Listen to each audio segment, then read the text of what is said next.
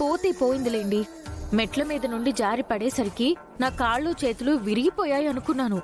దేవుడి దయ వల్ల నేను భయపడినంతగా ఏం తగల్లేదు. ఇంకెప్పుడు ఇలాంటి ప్లాన్లు మాత్రం వెయ్యకండి ప్లీజ్. నాకు కాళ్ళు చేతులు విరిగాయంటే నన్ను అశోక్ కూడా పెళ్లి చేసుకోడు.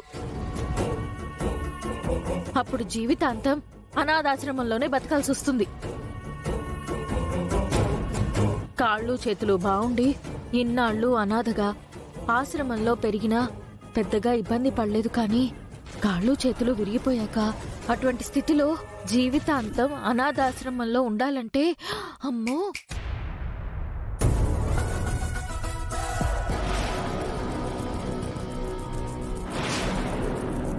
ఏంటత్తా, ఆస్తి కోసం ప్రెగ్నెంట్ డ్రామా ఆడారు.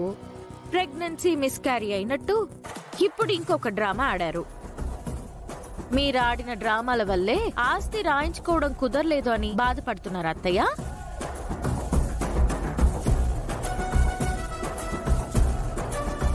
నేను చెప్పా కదా కోమలి, 24 గంటలు గడవక ముందే నువ్వు ఆడుతున్న ప్రెగ్నెంట్ డ్రామాకి తెర దింపుతాను అని.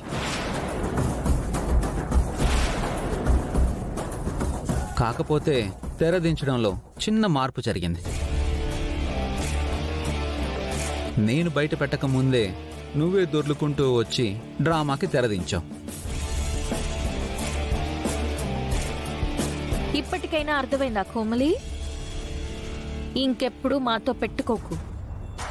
మాతో పెట్టుకున్న ప్రతిసారి ఇదే రిపీట్ అవుతుంది. ఆ విషయం ఈ గుంట నక్కలకి బాగా తెలుసు. అందుకే వాళ్ళు వెనకుండి నిన్ను ముందుకు పంపుతున్నారు. ఈ నాటకానికి తెర దించినట్టే నువ్వాడుతున్న నాటకానికి కూడా తొందరలోనే తెర దించుతాం. చూస్తూ ఉండు.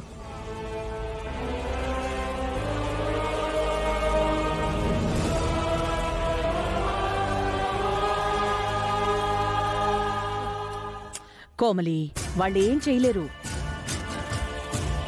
ఇదంతా మనల్ని బెదిరించడానికే. నువ్వు ధైర్యంగా ఉండు.